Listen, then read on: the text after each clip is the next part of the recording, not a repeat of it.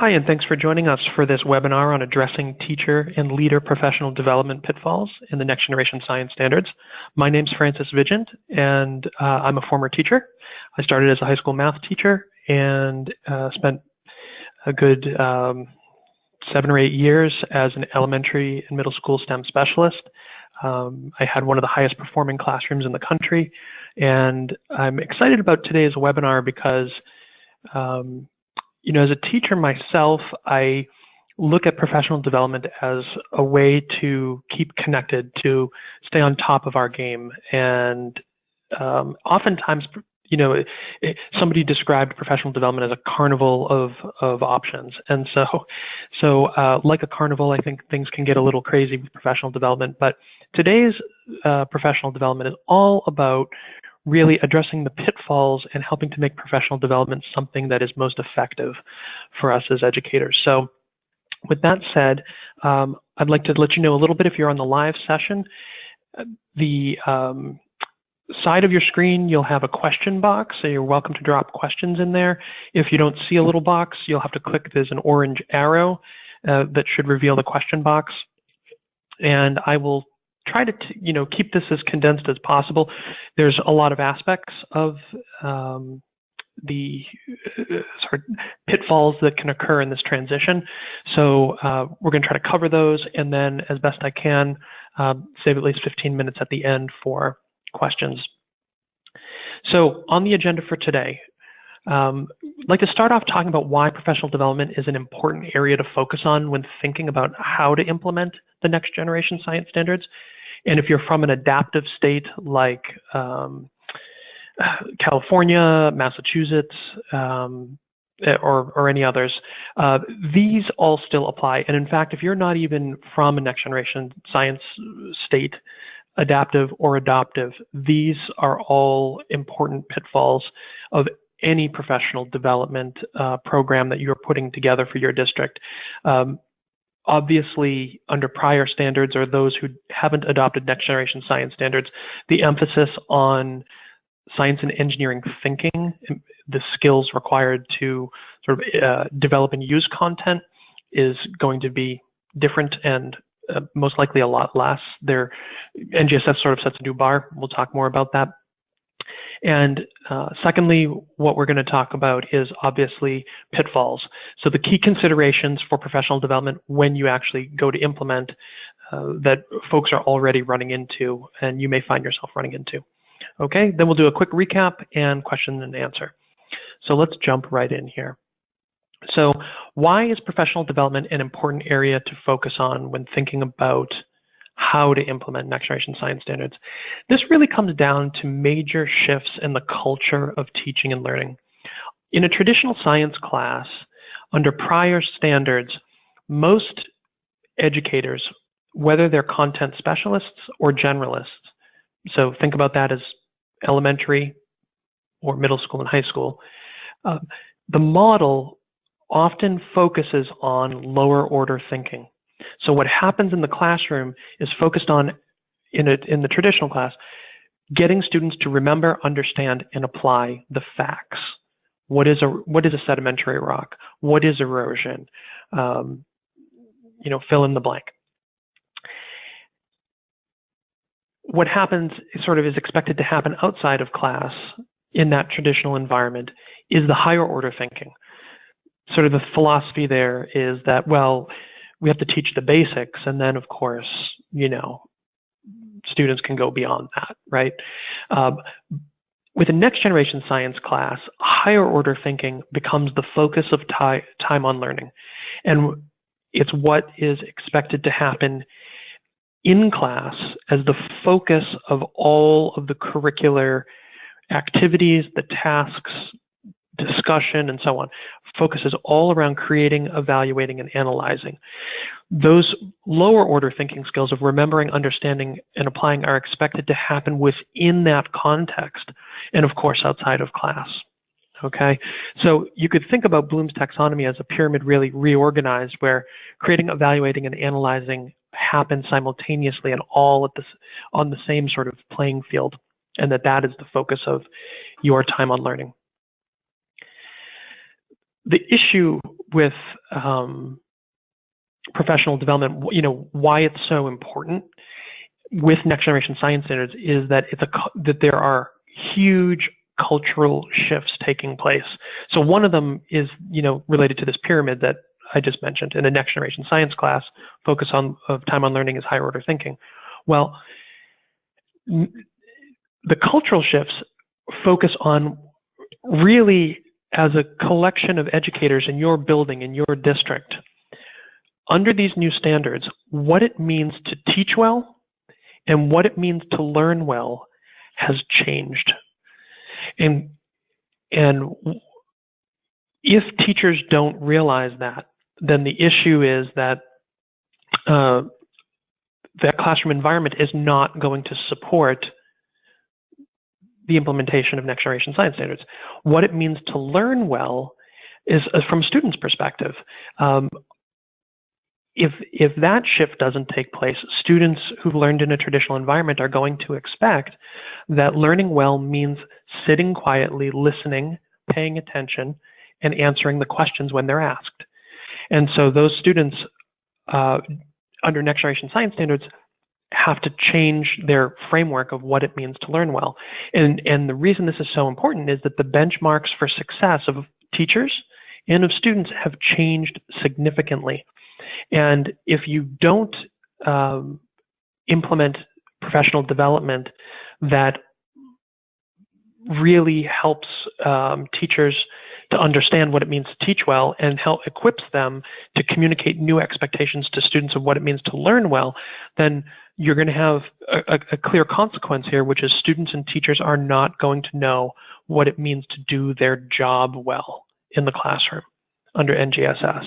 And that is a major flaw. And actually, this is something, if you're from a state that implemented Common Core ELA and math standards, this was one of the huge issues that came up with Common Core math and ELA, where you would see in the news, these large gatherings and, people kind of there with their pitchforks, angry about new standards.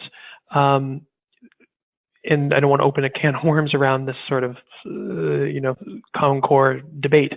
But the point I want to make is that many districts, many schools went into Common Core standards, and even states went into Common Core standards, and those standards required cultural shifts that nobody anticipated, that nobody articulated, and because of that lack of communication, people did not understand what it meant to teach well and learn well under those standards. And as a result, a lot of resources that claimed to be Common Core were put in place, and so on and so forth. And I think, in some ways, as we go forward in the rest of this presentation discussion, I think thinking a little bit about sort of the pitfalls of Common Core will, I think in a lot of ways highlight some of the pitfalls that could be here for your implementation of NGSS. And I suppose a lot of people may be a little afraid now, but you shouldn't be. So let's take a look at pitfall number one. Underestimating the shift in teacher practices required. So, practices are pedagogical approaches to science and engineering in the classroom. Why does this pitfall occur? Well, number one, school culture needs to create a space for a scientific culture. What does that mean? It means that that students, that the culture of teaching and learning needs to center around students asking questions and answering them through experiments that they plan, and identifying problems and solving those problems through prototypes that they create and test. And that's the basics. It's obviously much more complex and nuanced than that, but that's the basics. Another reason this happens is that very few educators have seen practices that reflect the NGSS vision of science instruction in action, because they were taught a traditional model when they were in school themselves as teachers, teacher school we'll call it. Also, when teachers were in the classroom as students, they were most likely subjected to a traditional model of instruction as well. So the vast majority of classroom teachers and administrators have never seen instruction that reflects the vision of next generation science standards. That's a big problem. Okay, and it's one of the reasons why people go into new curriculum and new standards thinking that it's kind of like, you've seen one curriculum, you've seen them all. I just need to kind of, learn how this one does things a little bit differently. It's not a little bit different, it's a whole lot different. And the last reason this pitfall occurs is that inconsistent curriculum among classrooms and buildings in a district results in a fragmented lens on standards, pedagogy, student learning opportunities, and also student learning outcomes. And this is important because, unfortunately, for many districts, science has played third string to English language arts and math. And that means third string for time on learning, third string for scheduling conflicts, third string for budgeting of financial resources. And so what happens in a lot of districts is that there's not enough time or any time for science. Science may not be taught. 40% of classrooms do not teach science at an elementary level for 40 minutes at all, actually, on a weekly basis, which is shocking.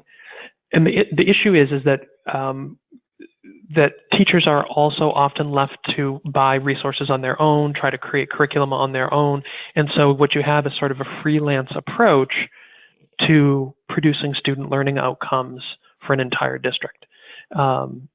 So when a district has taken that approach, then it's kind of, I guess I would say, no wonder that they underestimate that is going to be a big issue when it comes to shifting teacher practices. So one of the key consequences you need to keep in mind here is that underestimating the shift in practices leaves no common ground for working towards success if you don't, take into account the space, the vision, and the consistency of horizontal alignment or vertical alignment that's required between classrooms at any particular grade level and between buildings. So what that looks like. So if you've been in on any of my webinars previously, you'll know that I talk a lot about traditional model of instruction and next generation model of instruction. Most classrooms are starting at this traditional model where the content flows through the teacher. You can almost picture like the chalkboard, teacher standing up in front, delivering those facts and explaining what things are to students, and students sitting in their seats as good students listening and recalling and repeating and summarizing. Okay, that's the traditional model that needs to go away. And that next generation model is where everybody needs to get to. So don't underestimate the shift that's required for teachers and students in the content to support each other and to actually have conversation. And for teachers to move out of that expert sort of explainer role and into the role of adjusting supports and helping students understand expectations and engage appropriately as scientists and engineers in the classroom. So students, teachers begin acting as coaches. Students are the ones being coached. So they're the ones who have to act as scientists and engineers, develop and use that content, and actually apply the creative and evaluative thinking skills, attempt creating solutions, evaluate and analyze the results of those solutions, and come to database conclusions. And so that's where everybody, you have students accessing and developing content with their skills and teachers adjusting those supports. So the expectations on students have changed dramatically. They are scientists and engineers in the classroom. And there are levels of frameworks that are a part of this too. Frameworks for Socratic discussion, for example, science and engineering practices, and also for teachers, and students to share as well, frameworks of how checkpoints occur, how you give formative assessment and formative feedback, and so on. So key things to keep in mind. Teachers need to learn how to redirect and monitor without direct instruction. It's really key. How can you avoid these pitfalls and support professional development in actually making the shift? So I guess anticipate, a key thing here, anticipate that shifts in practices are going to be required, and that those shifts are going to be uncomfortable, and they may be large. And they may not be something that's native to the culture of your school, of your teaching teams, or even your district. But beyond that, professional development should be connected to issues in the teacher's instructional practice. And what I mean by that is that every teacher is going to be somewhere on a continuum of practice. And so whatever professional development is being done should relate to where that teacher or teacher team is at in their practice. Because just like students develop September through June and look different and exhibit different skills in September versus in June, the same thing is true of teachers over the course of their career and even in the course of an implementation of resources. And so if every professional development is the same, that's an issue. The other thing is if professional development is not directed at where teachers are at now in their classroom, then its value is diminished. And that's, there's a research base for all of this. And so I'm not going into all the research, but, I've quoted some folks here, and you're welcome to look into them further. Professional development tasks need to involve teachers in active reflection and problem solving. So people shouldn't be coming to professional development to read their binder. They shouldn't be coming to hear somebody talk about, the science behind glaciers melting. They should be coming to reflect and problem solve practices. Okay, what is going on in the classroom, what they are doing, how they do their job. That is the focus of professional development. Okay, it's how teachers do their job and how students do their job. Okay, and how can we do those jobs better? That is should be the focus.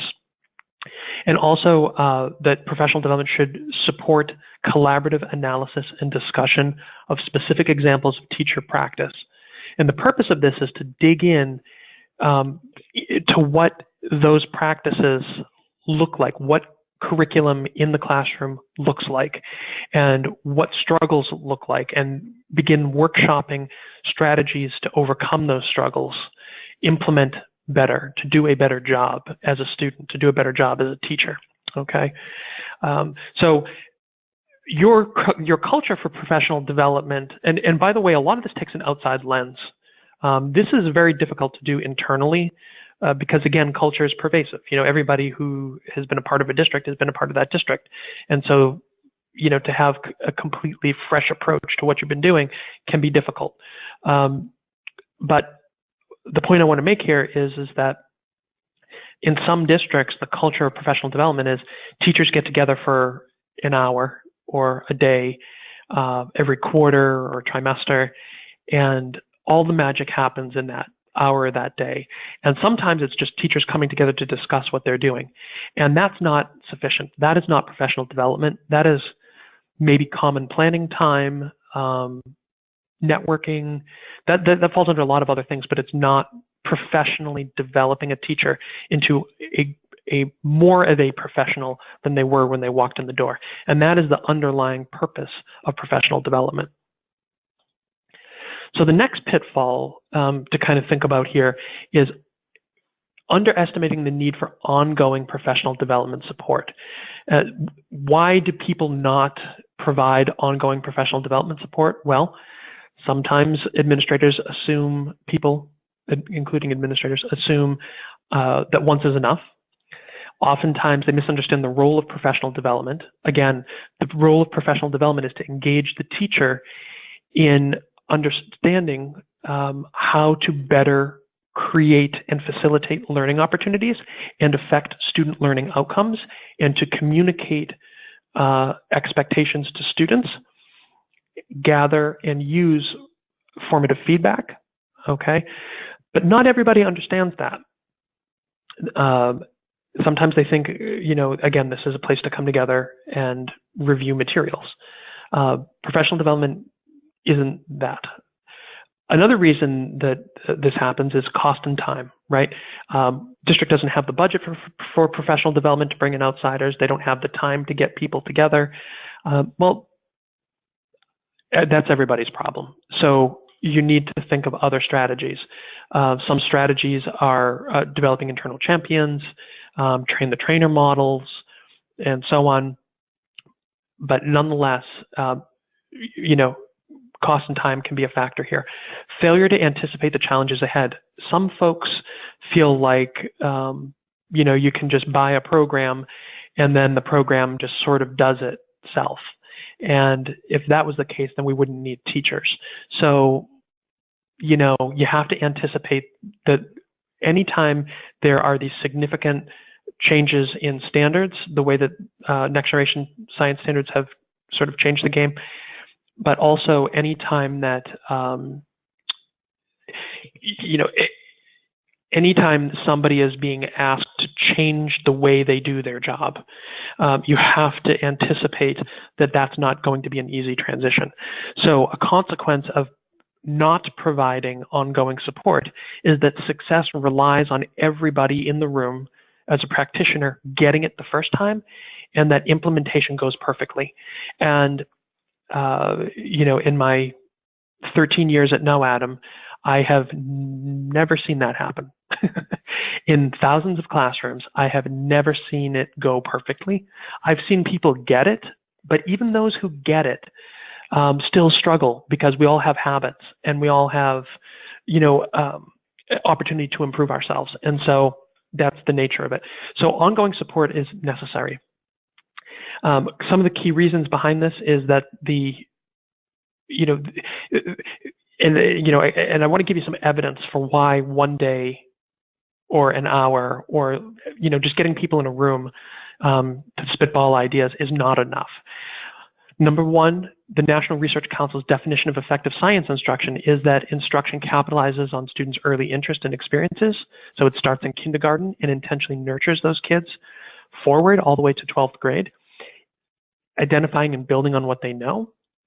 And it's providing students with everyday experiences to engage them in the science and engineering skills, those practices, and sustain their interest over time. And so what's being required is that shift from what you see on the left of this teacher demonstration traditional model to what you see on the right, where students have engaged in nonfiction reading, they've engaged in the phenomena of actually observing the content and context in real life, and had a Socratic dialogue to engage in concept to concept, concept to self, and concept to world connections. And now they're engaged in collaborative teams to try and solve the problems they've identified in a way that's their idea as a team, not the result of a demonstration. Okay, that's not the kind of thing that is accomplished in a day with teachers. That is difficult to orchestrate, especially if you don't have high quality resources. So what do well-designed high quality NGSS resources look like? They look like this. It's grade-specific, phenomenon-driven inquiry. So every lesson and unit for a teacher is given, should have teacher background content, unit goals, mastery objectives, vocab and definitions that are lesson-specific, grade-specific. All of this is grade-specific. It should have a clear pedagogical approach, lesson plans and visuals with it, support for Socratic dialogue. Students should be able to collaboratively plan their own investigation, so that you walk into a classroom and all the plans are different and all the approaches are different. Not filling a blank in a workbook. Grade level, the nonfiction reading really should be grade level certified. That's what we do here at NOADM, so that it's college and career pathway reading and not something that's quote unquote leveled. There should be continuous and formative assessments that are a part of that curriculum, and the class should be a forum for students to express and compare and get feedback on both their knowledge and their skills, and so that each class is an opportunity to make progress towards meeting the expectations of the next generation science standards, because they are performance expectations. So the reason I'm again going on about this is that for teachers to learn how to use and effectively manage a classroom environment with these different resources is not a 1 hour or 1 day approach. Okay, but again, The classroom is all about students accessing the STEM content with practices. So this is what it looks like. It's a messier, more authentic environment, but it requires the transition from traditional to next generation model. So how can you avoid underestimating the need for ongoing professional development? Well, you can develop internal champions, and these are champions of practice. What that means is that you have teachers that you identify, who identify themselves as wanting to be better. That's it. That's the one criteria. I want to be better tomorrow than I am today. That's it. I don't care if you are brand new to teaching, if you're the worst teacher or the best teacher. If you want to be better, honestly want to be better tomorrow than you are today, that's all we need to make you better. We need that commitment. And with that commitment, we can begin developing you as an internal champion of practice, because that commitment means that that teacher, that principal, that administrator is open to thinking differently and trying. These standards rely on trying. That's the only way that teachers improve their practice. It's the only way that students will develop the knowledge and skills. They both have to try. And when you try, you make mistakes. And when those mistakes are made, if we can identify them and recognize them, we can actually fix them and we can learn from them. And that's key. Secondly, know what content specific means. Content specific focus does not mean focusing on rocks and minerals or earth science. What content specific means is really being specific to the expectations of the standards. Okay? Be specific in your professional development sessions to the expectations of the standards of teachers and of students. And where those expectations are defined is in your curriculum. Your curriculum is how the standards are employed in the classroom. Okay, how are students going to reach mastery in your school or district? By executing the curriculum. You can't teach a standard, you teach curriculum, right? You teach students through a curriculum framework, right? And through a curriculum scope and sequence and lessons and vocabulary and so on. So content specific means really curriculum specific. So know that it's not talking about the science behind glaciation as much as it's talking about those the specific pathway. And that's why I said earlier that professional development needs to be curriculum, focused on implementation of next generation science curriculum, because content specific is really curriculum specific. Make sure you budget enough time and resources. I can't tell you how many districts we engage with who will invest in curriculum and say, you know what, we have no budget for professional development. We only have one day we can get people together. And so that's what we can do. So you're just going to have to work with it. Well, no, Adam uses a lot of tools to work with people outside of, the one day that a district can get everybody together. We use a continuous professional development model where we work with teams when they can all get together once or twice or 3 times a year. But then we also reach out on a regular basis to the principals and the teachers themselves, and we engage them in online resources. We engage them in human-to-human discussions, and we're constantly checking the dipstick on different things and making sure that that if there's an opportunity to intervene and improve the implementation, we're a partner in that process. So nonetheless, thinking about budgeting time and resources means, one, budgeting time to actually engage your teachers, right, with resources, the time to actually get together, and then also using the time and resources well. And the other thing is to rethink the effect of science time on learning in ELA, on ELA and math.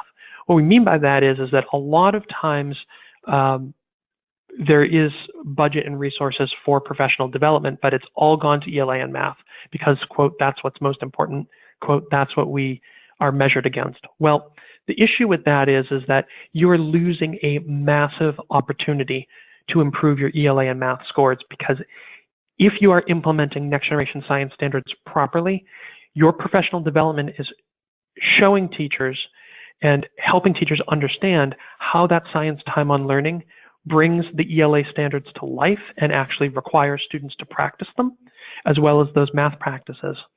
And so think about science as being when students learn how to develop and use their ELA and math skills in real life context and in a way that's very engaging and hands-on, hopefully.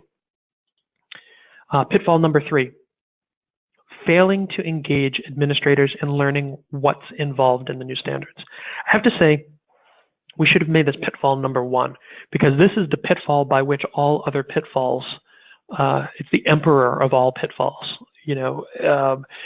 So why it occurs? Well, there's an interest, this is a very cultural thing, and again, not everybody's culture, but it's a culture that's pervasive in many schools and districts, is that everybody's busy. You know, teachers are busy, principals are busy, superintendents are busy, but when it comes to administrators, they get a pass to not attend. So while everyone's busy, the administrators don't attend professional development, and immediately that says to teachers, you're on your own. And that's unfortunate. It also says that something else is more important to me than what I'm asking you to do. So that's an interesting message also. The second issue, the second reason why this occurs is that administrators delegate the keys to success. When they fail to engage in learning what's involved in these new standards, they're delegating the key to success of their district or of their school building to somebody else under them. And so they're going to own that data. They're going to own those student learning outcomes, and rightfully so. But unfortunately, most administrators don't realize that when they don't show up to professional development, or when they show up to professional development but they're on an iPad or their phone and they're not actually involved actively in the discussion and thinking together with the group, then what happens is that that the key to success is now external and outside the control of that administrator. Thirdly, administrators oftentimes see teachers as the doers and as the ones who need to know, and they don't see themselves as the doers and the ones that need to know. And the consequences of all of these three things is that administrators end up evaluating success without knowing the success criteria, which means that the evaluations are based on something that is irrelevant, oftentimes. And we've seen this over and over again in our clients. And we make ourselves available and really push administrators to go on learning walks with our staff, so that we can actually help that administrator identify, look for key areas and identify areas of improvement, and also use those learning walks more effectively to coach teachers in their implementation. Because again, if administrators don't know what to look for and get some coaching themselves, then what happens is that oftentimes administrators begin to encourage dated practices, and those dated practices thwart success. So I'll give you one that may shock you. You know, writing the standard on the board and asking teachers what standard they're teaching today is actually a practice that thwarts success. And this is documented in the research, Next Generation Science, NGSS states, as well as the National Research Council, that this is a pitfall of implementation, and that shouldn't be happening. It's a dated practice. And the reason why is that these new standards are a networked framework of skills, content, and systems thinking. And they're the kind of thing that is nurtured and grow over the course of multiple experiences, multiple days, multiple lessons, multiple units, and multiple years. And so as an administrator not participating in professional development, you may not know that. So while a teacher hears one thing from professional development, the administrator's not there, the administrator walks in the room, what standard are you teaching today? Oh, well, now the teacher's in the awkward position of having to teach their superior what the superior ought to know already, that these are dated practices. And one of the things actually that's also on the forefront that hasn't really bubbled up yet is standards-based report cards. You know, some people have implemented them, they're trying to implement them. They work in some content areas, but in the case of next generation science standards, they really, there really need to be framework-based report cards with some targeted standards, but it's not really you can't really have a standards-based report card with next generation science standards. So, topic for a future discussion, but these are things that begin to get in the way. And the issue, third consequence to this, pitfall is that teachers resist changing practice for fear of not doing what they're told or what's expected of them. So if you do not articulate and show that you're on board with the new expectations, the new requirements, the new culture, it will never change. And teachers will be in fear that they'll be evaluated in a way that will reflect negatively upon them in their career, which makes perfect sense because their administrator is not in the know. So how can you avoid it? Well, take the time to learn what the vision of the NGSS is and experience what teaching well and learning well looks like, okay? Show up to those professional development sessions and be present. It doesn't mean that you have to be, to every single professional development session, but it means that you or another administrator is present and make professional development something that is important. The school day consists primarily of 4 content areas: English language arts, math, science, and social studies / history. And then maybe we say a fifth is sort of music, art, and physical education. That's it. Okay, so if you treat all content areas the same, let's say that there is 7 content areas that students are engaged in all year long in your building, in your district. Doesn't it make sense that if you have 7 professional development sessions a year, 1 for each of those content areas, that you would attend those sessions so that you know exactly what to expect of your teachers as they're delivering that content and as they're creating and they're in charge of curating an environment where students are building both content and skills knowledge at the same time. Thirdly, know the consequences of not showing up and over-delegating, because at the end of the day, you can't expect a program to take the place of a teacher, and you can't expect a teacher to change their practices without permission and without formative feedback.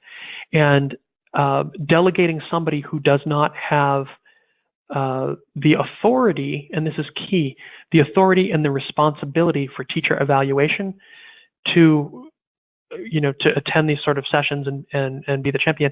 What that does is it says to the teacher that they may be held accountable for something other than what's going on in this professional development session, and that's a huge weakness. So think about what you're engaged in with the next generation science standards as being, curriculum, a STEM learning environment, the actual physical materials that are involved in executing that curriculum, and also professional development. These are all pieces that are part of a cohesive, full spectrum curriculum system, really. That's how you get data gains. And what's interesting is, and I often pull up some of this data from our clients to just point out that you can see here, a trend in this particular school and state, actually. So this data is from Massachusetts, and it is state data for one of our clients. And the state average in Massachusetts is 50% advanced and proficient combined. The school started at about 36%, well below state average. And over the course of 2 years, they basically added 51 points to their advanced and proficient scoring students. Now, the reason they got these gains in an urban setting where 72% of their kids were low income, 40% were English language learners, 75% were high needs, was that there were 3 professional development sessions a year.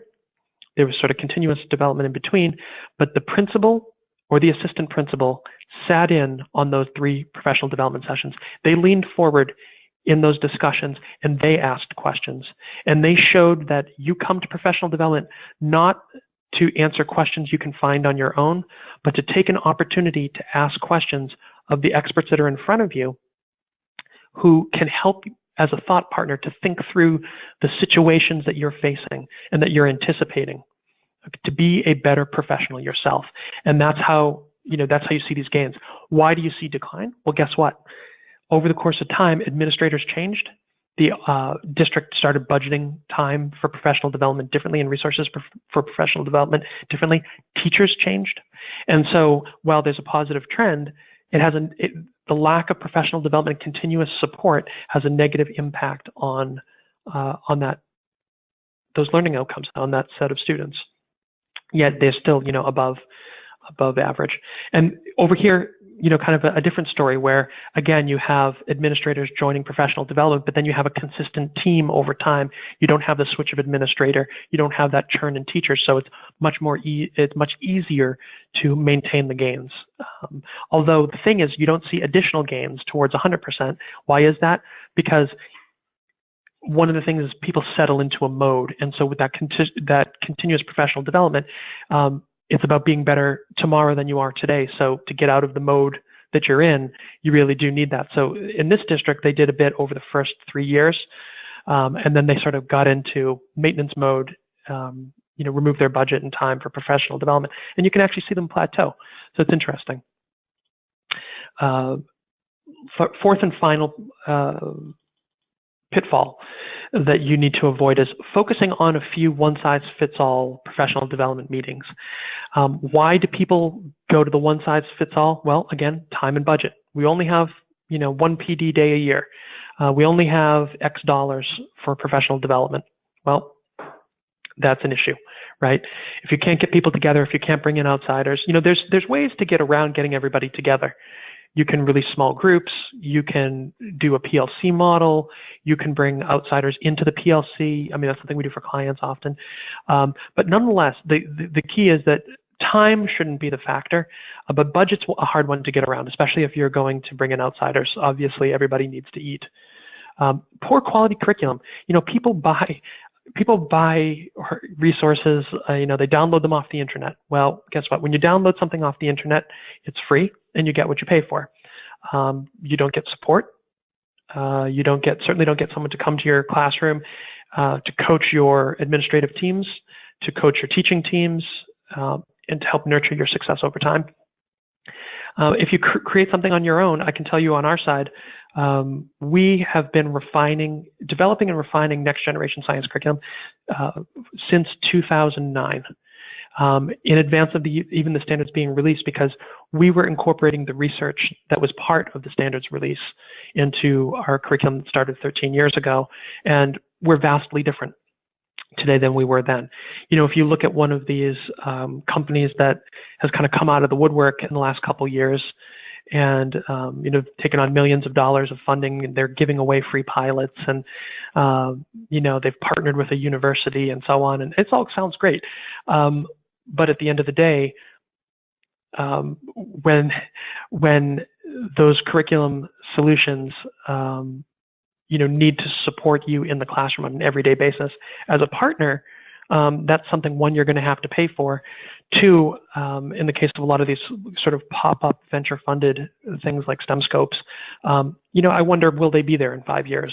I don't know. So that'll be interesting.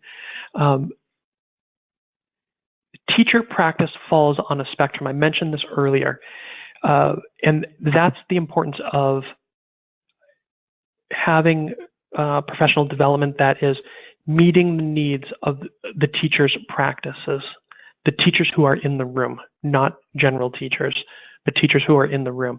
And what does that require? What we often do is we go in and we do classroom observations.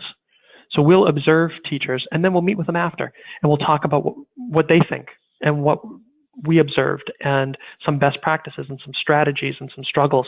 And that's often very helpful. Another thing is to workshop videos of effective instruction and ineffective instruction, and engage teachers actively in analyzing, evaluating, and creating strategies to improve practices, period.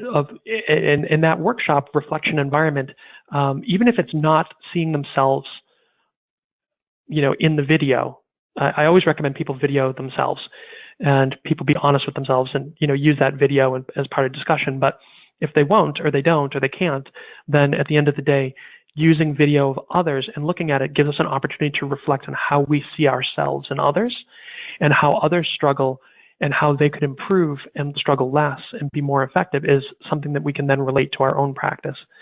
Because, as it may be no shocker, people make common mistakes and come to common conclusions that are sometimes self-defeating. So meeting teachers where they're at is key. Finally, early elementary, middle school, and high school are all developmentally different. Third grade is different than fourth grade. Third grade is different than second grade. If your curriculum is, do what you want with it, you can do anything type curriculum, then it's probably not next generation aligned, even if it's claiming to be. You really need a grade-specific scope and sequence, something that's intentionally nurturing student skills and knowledge and creating the opportunity for students to be scientists and engineers on an everyday basis.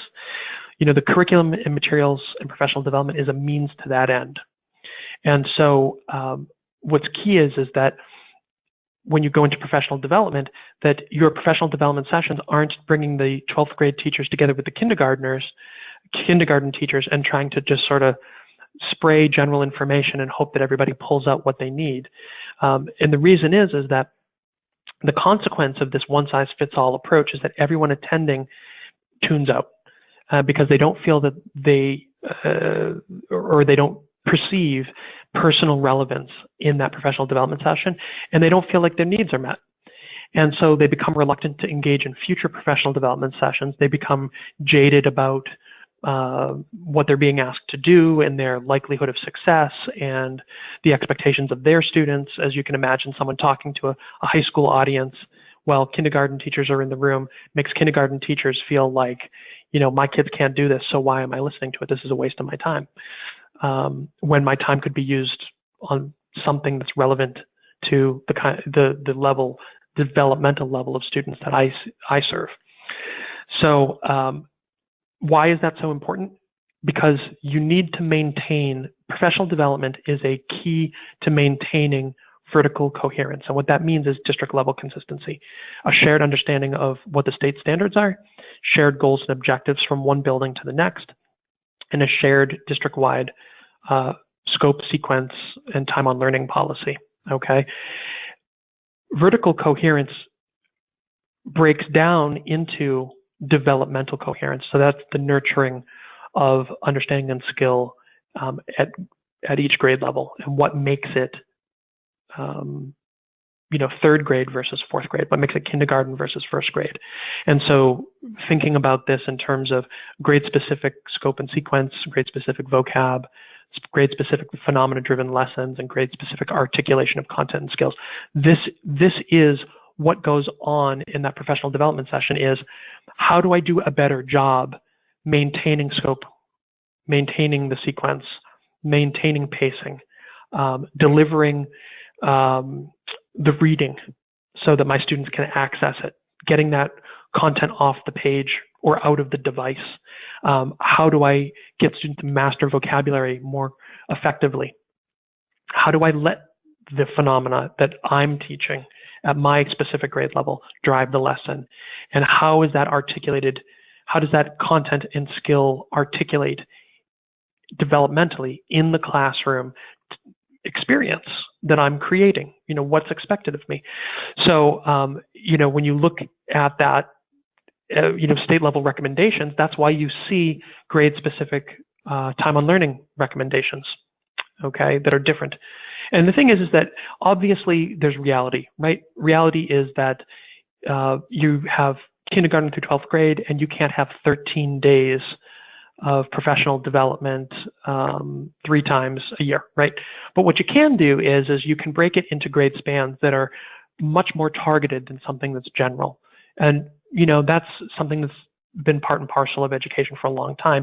Even you can see it here in state level recommendations, K2, 3, 5, 6 through 8, 9 to 10, 11 and 12 even, or 9 through 12. When you look at your elementary unit progression, this is an example from NOADM. So, NOADM designs its curriculum for these types of recommendations, but it also is designed as a full scope and sequence where you can see kindergarten all the way up through 8th grade. We don't go into high school. We really prepare students for college and career pathways to engage in high school level AP or IB or, general education models. But and our students are doing quite well. But nonetheless, the point that I want to make here is that kindergarten teachers are interested in the kindergarten progression. They're willing to work with their peers in 1st grade and 2nd grade because that's what's nearest to them. Same thing with 1st grade and 2nd grade teachers. But to lump them in with 5th grade or to lump them in with 8th grade doesn't make sense because they're dealing with something that's very different. And I'll give you an example of what that looks like. At a kindergarten level, nonfiction reading is a circle reading. It's read aloud by the teacher, and you're involving trade books and things like that.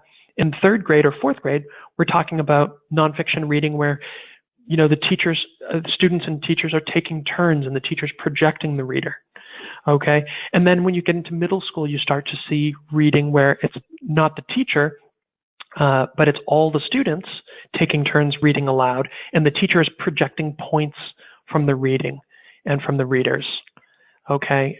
So that is all very different strategies. And you can imagine as you look at things like nonfiction reading or Socratic dialogue, again, moving from wonder circles in kindergarten to things that mirror, accountable talk frameworks with students in 2nd grade and 3rd grade and even into 5th and 6th grade where students are using devices even. And having inner circle and outer circle dialogue that only involves the teacher as a gentle facilitator of transitions through big ideas. It's very different. And so for teachers to sit through general professional development that is not targeted diminishes the value of that professional development for any teacher and every teacher in the room. Okay. But No Adam is stuck in this situation sometimes where we can only do what the district allows us to do, what the district can budget time for, and so on. And sometimes we're told that everybody has to be lumped in together. And as much as we don't want to do it, it's what has to happen. But as an administrator yourself or as a teacher leader, you need to think about talking with your district and creating space in your building or so on to work around that model and to try and get the time so that you can have these smaller, more targeted professional development sessions. So the 4th and final pitfall, which I am wrapping up with, I'm sorry we've gone a couple minutes over. I'm still going to save time for questions though. This is a brief one. Just kind of wrapping up how to avoid the pitfall of one size fits all.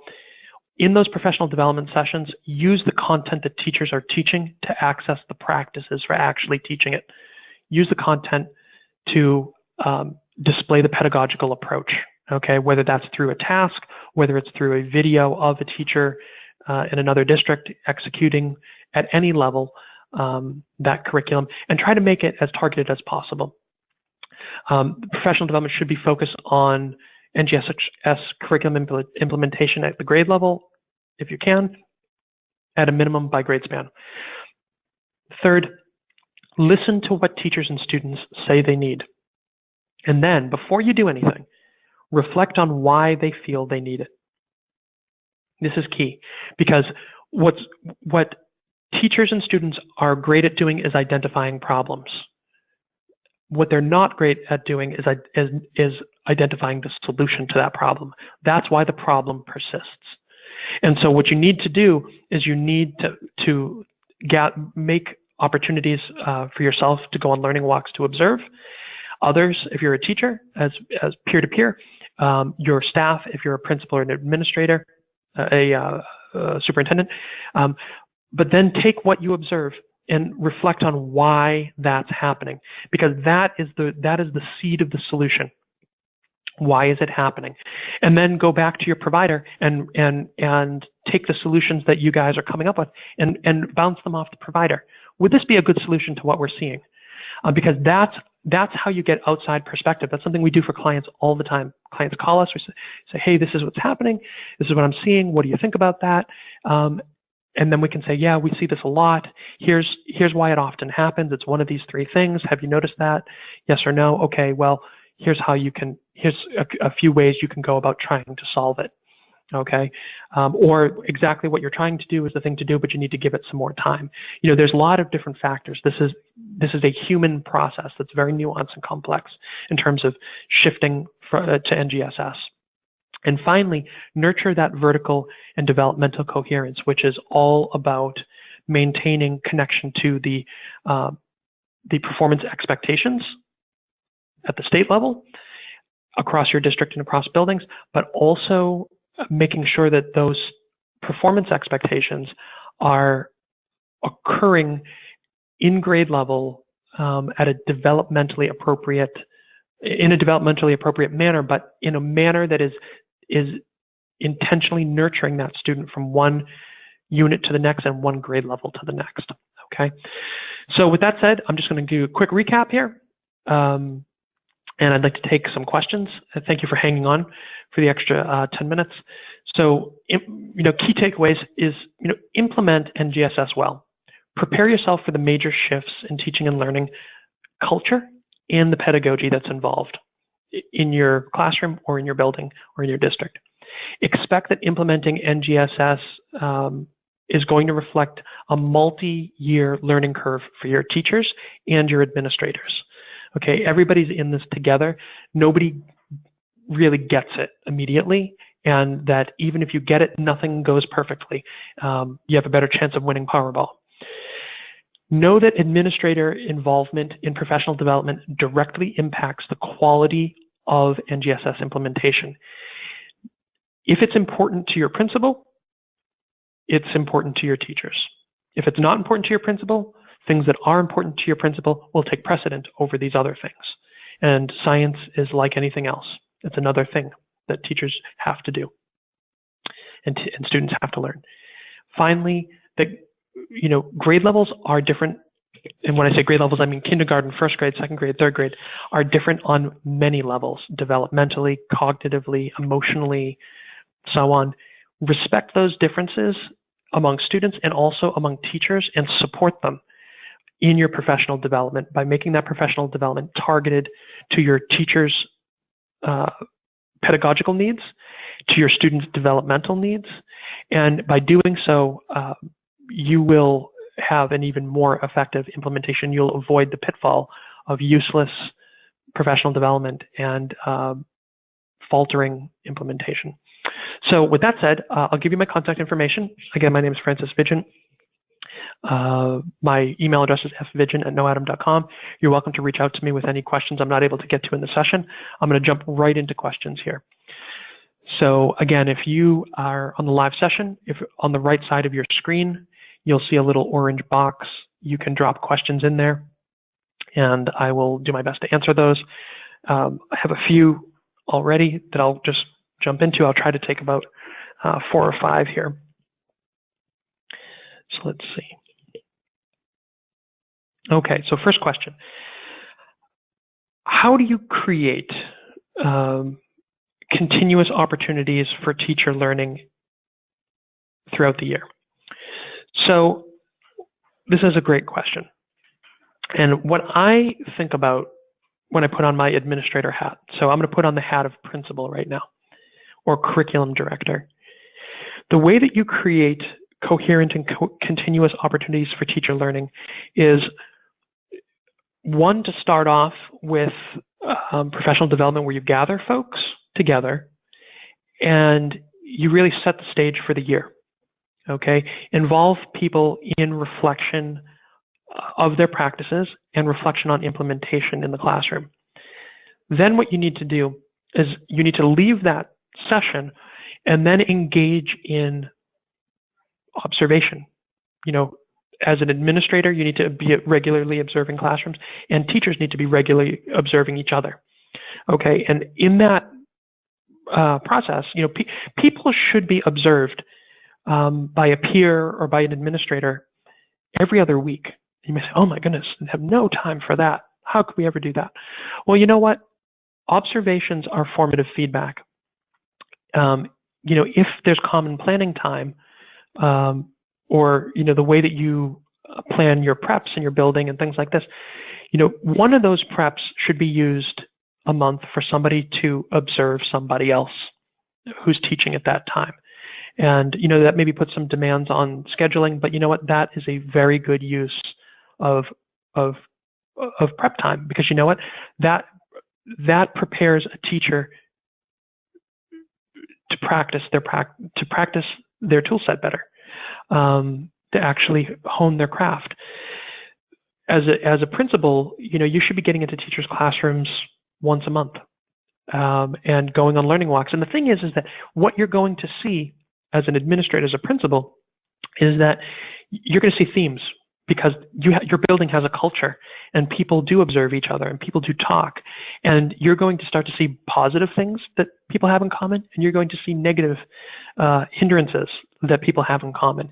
And so that becomes an opportunity for you to then communicate the great things, and to focus on refining the things that are barriers. Now, the way that you do that, so, rallying folks, getting folks together, is nice. Getting into classrooms is necessary. But then there's also transitioning the culture. So I think about it like an onion. At the center of the onion is that rally. Just outside the onion center is the opportunity to get into classrooms, right? So at the center of the onion, you set your mission and goals. Just outside of that, common understanding is how people actually practice. How do they implement the mission and values of the curriculum, and so on. And then outside that, even more, is what is the culture? How do we view our challenges? How do we view our students? And so that's kind of the third level of the onion. And that's something that you can address through teacher leader groups. Get a coalition of the willing together, and go for drinks on a Thursday afternoon once a month. Go to a local Chinese buffet and read the book Grit together, or read The Happiness Advantage, or read Mindset over the course of 3 months or 4 months. And what you're going to find is that people are going to reflect on their practices and on their ideas and on the work that brings them together as educators, and that is going to have a positive effect on your implementation, and especially if you can rally. What we often do is we'll use book groups, rally around the kind of books and ideas that bring practices up and bring out our best, and use these social opportunities as an opportunity to do that. So that's a really great question. So in that way, it becomes coherent and continuous. The onion is sort of one level of coherence, and the continuousness is making that something that's regular. Principals monthly book group, every other week getting into See Up Here. Okay, and doing that, committing to that all year long, and not giving into, this is going to be test prep month, everything shuts down. Everyday instruction is test preparation. Okay, it's preparation for life and for these standards. That's what I did, and it worked well for me too. And that's what our community did. Here's another question. Let's see here. How do I create time for active engagement and collaboration? Well, I think I kind of just covered that in the previous question, but basically, look for the opportunities when you can get everyone together, but also use the opportunities where you can pair people up in small PLCs, even common planning time, and structure it, okay? Structure, if someone's going to go on an observation peer-to-peer, give them points to look for, okay? That doesn't mean that they're evaluating their peer and that's going in their file for their, professional status. What that means is that there's a structure of what they're looking for, that then there's a structure after the observation where they can sit down and actually talk about key areas of practice, okay? That's huge. A simple one sheet of paper with 5 points on it can make the difference in what somebody gets out of that observation. Okay. It also begins to change the cultural structure around teachers as learners themselves, and the role of feedback. Okay. Really key. Use the time you have. Okay, and do it on the scale that you can do it on. Another question. How do we connect professional development to teachers' instructional practice? It's a great question. I recommend have teachers video themselves. in the classroom. You know, if you have iPads, use the iPad camera. You know, just set it on a bookshelf in the back of the room. Videotape the class, okay? Let the teacher do it for themselves. If they don't like it, throw it away. Videotape the next class. No big deal. Get teachers to videotape themselves and then get them to take those videos back to their teams and get feedback on what they're doing. Okay, get a team discussion going on it. Now, every teacher is not going to be comfortable doing this. You can imagine, and I can imagine, that there's folks on the webinar now that are saying, oh, my teachers would never do that, or that's too scary. I don't want people to see what I'm doing. Well, that's, again, a cultural thing in your building, but that culture can change. There is somebody in your building who would be bold enough, who would be a leader, to allow themselves to be videotaped. And what's great is you know what? If you have to throw the video away after, okay? I don't recommend doing that because it's a great teaching tool. But, you know, if people are that concerned, you know, throw the video away after. But use it for discussion, okay? Get people to reflect on themselves, but also get people to give each other feedback and to look for what's working well. And the thing is in those videos, you're not just looking at what a teacher's doing, you're looking at the students. You're looking, how do the students respond to what's happening? How engaged are they? What are the signs of engagement? What kinds of questions are they asking? What kinds of questions aren't they asking? What does their body language show you? How could what's happening be made more valuable? What is what's happening on screen in this class? Where is the value being added to students, and where is value distracted? Okay, these are all things that you can use video to connect professional development to teachers' instructional practices. Okay, and worst case scenario, if you get nobody to volunteer, and it takes a lot of time because this is difficult, find video on YouTube of teachers teaching. It's out there, TeacherTube, wherever. And workshop that video, because I've never seen one that's perfect. And in fact, most of them, unfortunately, the hard part with those types of videos is most of them are traditional model of instruction, even if they're touting the new standards. So it's really difficult to find something good. But the nice thing is that you can all sit around and talk about how it can be better. Another question here.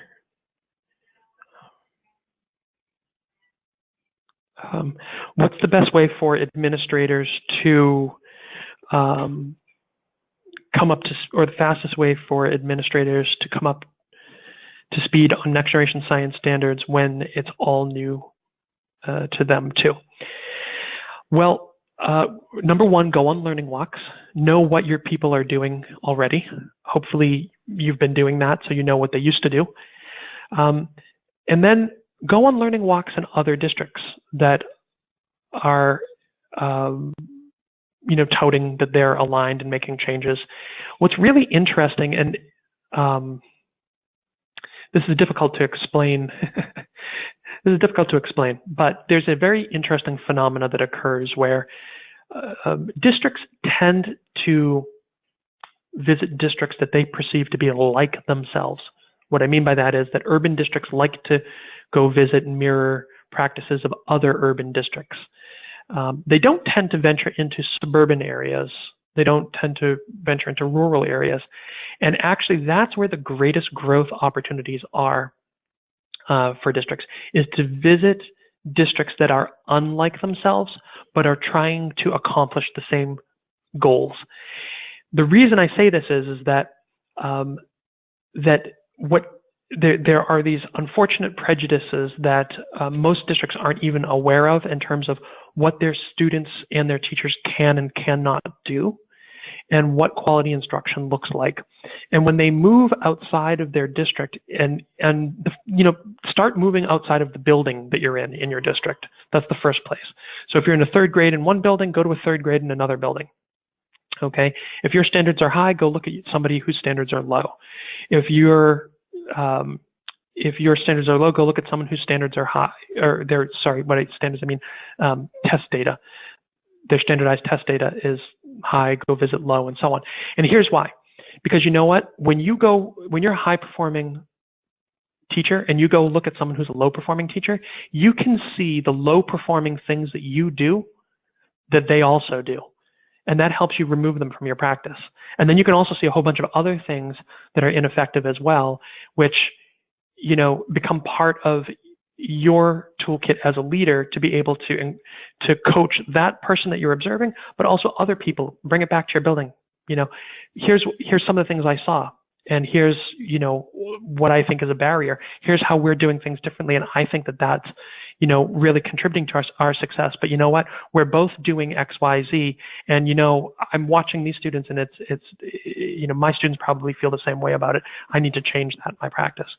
Vice versa, when somebody goes from, let's say, an inner city urban environment where there's extremely low scores, and they go into a suburban environment where there's really high scores, what they often see is, well, first of all, the reaction can often be, oh, wow, isn't it great? Look at these classrooms, look at these kids, everybody has 2 parents. And so, you know, I could make a list a mile long of the kind of things people will say when they do this. But peel it all back. Look at what the expectations are of 10-year-olds in that suburban environment versus the urban environment. If you're in a low-performing school, are you expecting the same of your 10-year-olds in your zip code as the people are in this other zip code that you're observing? What can you expect of a 10-year-old? What can a 10-year-old do? You know, what are they capable of? And the thing is if you start to approach it that way, huge learning opportunities bubble up, because you know what? You can the expectations of suburban students, of rural students, of urban students can and should be the same. Otherwise, if you have different expectations, you're doing a disservice to those students, because they ultimately enter a world where zip codes are zip codes, and jobs and trade and, you know, the very society that we live in, you know, knows no zip code. And so opportunity will be the result of the skills and knowledge and expectations that are set in your classroom. And that's where getting outside your bubble and into these other classes can be, and environments can be so useful. And also can be, and I don't want to be down on urban districts by any means, you know, suburban districts are often shocked at the resourcefulness and the depth of understanding and achievements of urban schools that they would never expect anything of. And vice versa, for urban schools, they often think that they're at a disadvantage, but oftentimes they're the most gritty teachers and students that you can find. And by gritty, I mean the most determined, mission-oriented, and often successful teachers and learners, and they don't give themselves enough credit at how hard they work and how much they achieve in comparison with their suburban peers, who can sometimes become complacent. So, you know, if you're an administrator, get out and see this in action. Get outside your bubble. And that's true if you're a superintendent, that's true if you're a principal, that's true if you're a curriculum dean, or even if you're a teacher leader. You know, take a professional day and really use it as a professional day and go see somebody in another district. You know, that's something that we really encourage. I'll take one more question and then I will jump here. Let's see.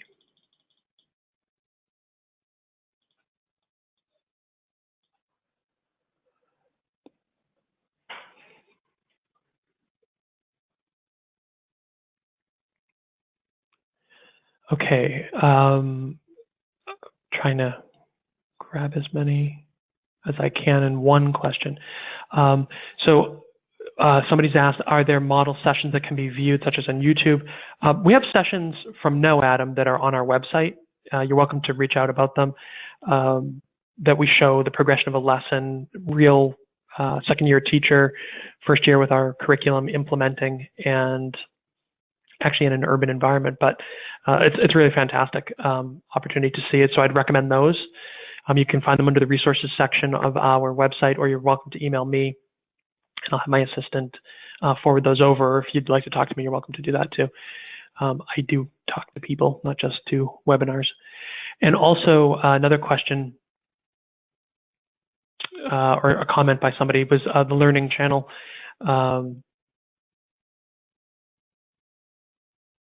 And discussing what you see on the Learning Channel in terms of videos may lead folks to be a bit bolder, and that's true. Yeah, check it out. I don't think that anybody holds the perfect video. What I like about NoAtom's examples, especially if you're a NoAtom user, is one, it's apples to apples. So it's actually a professional development opportunity that focuses on the skills and practices and curriculum that you're using.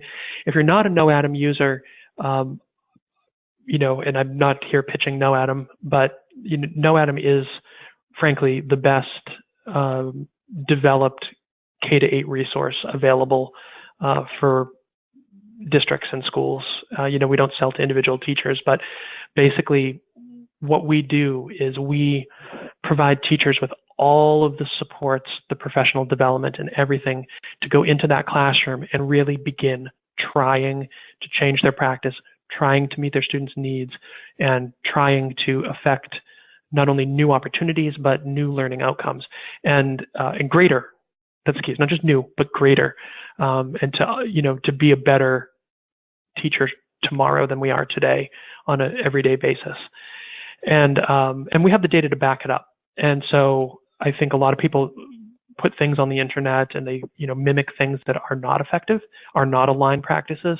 And I can tell you, that when we go in to districts, when districts invite us in, when districts invite us in, we have a meaningful and data, evidenced impact on teaching and learning that goes beyond just science scores into ELA and math. And, like I said, when you look at a school that over the course of 2 years gets 51-point improvement to well outstrip state average in the state's own testing, and they're sustaining that over the course of time. We tend to have the top 5, something like 3 out of the top 5 schools in the state. And you look at a state like Massachusetts, you just find three out of the top 5 are NoAtom users, top performers. And you know what? They're of all different kind of, some are suburban, some are urban, and so on. It's not a socioeconomic thing. It's a pedagogical change management and cultural, a shift that's occurring among these users that is so vital to actually seeing those student learning outcomes. So that's why I recommend the videos, because those videos reflect those types of shifts being made and those types of productive strategies. And they also show where people struggle.